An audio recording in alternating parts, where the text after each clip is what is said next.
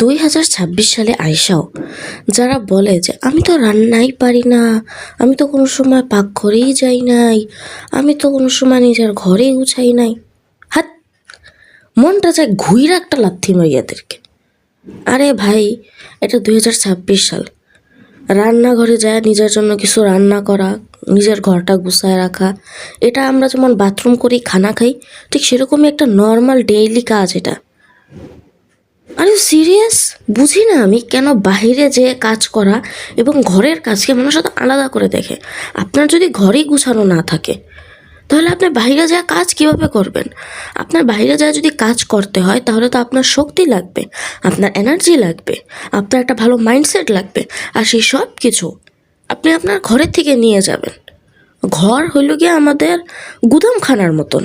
এখান থেকে আপনি মাল নিয়ে যাবেন, দেন বাইরে যে আপনার কাজ করবেন। সেই গুদামটাই যদি আপনি ভালোভাবে ঠিকঠাক করে না রাখেন তাহলে আপনি বাইরে যা কাজ কীভাবে করবেন? আই ডোন্ট নো, মানুষ এই বাইরে যা কাজ করাকে এত গ্লোরিফাই করে এবং ঘরের কাজকে এত নিচা করে দেখে। I don't know Y.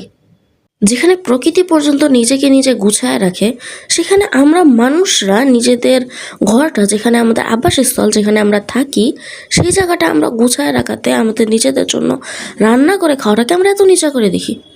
প্রকৃতির দিকে তাকান, ইঁদুরকে মারার জন্য সাপ আছে, সাপকে মারার জন্য বিড়াল, ইগলের মতন প্রাণী আছে। মানে আই ডোন্ট নো ওয়াই যে মানুষ এত আলাদা করে দেখে। রান্নার কাজকে এত ছোটো করে দেখার কি আছে ভাই? আপনি যদি রান্না না করেন তাহলে আপনি খাবেন কি? এখন ধরেন আপনি এমন একটা জায়গায় আটকা পড়ে গেছেন যেখানে আপনার ফ্যামিলির কেউ নাই, আপনার জন্য রান্না করার কেউ নাই, তখন তো আপনার নিজেটা নিজে রান্না করে খাইতে হবে না? তো তখন যেহেতু আপনি নিজেটা নিজে রান্না করে খাইতে পারেন, তখন 8-10টা মানুষের সাথে থাকলে আপনি কেন নিজেটা নিজে রান্না করে খাইতে পারবেন না? আর অন্তত যে মানুষটা আপনাদের জন্য রান্না করতেছে আপনি তাকেও সম্মান দিবেন না? মগের মুল্লুক নাকি?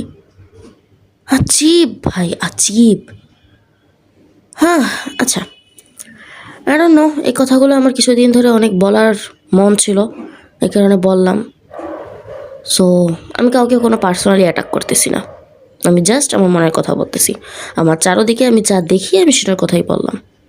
যে এটা তো একটা বেসিক স্কিল, রাইট? রান্না করে খাওয়া।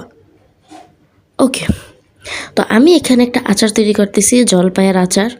আপনারা শুরু থেকে এই পর্যন্ত রেসিপিটা অবশ্যই দেখছেন। সো এই আচারটা অনেক মজা, ইভেন অনেক সহজ। Must try. বাই।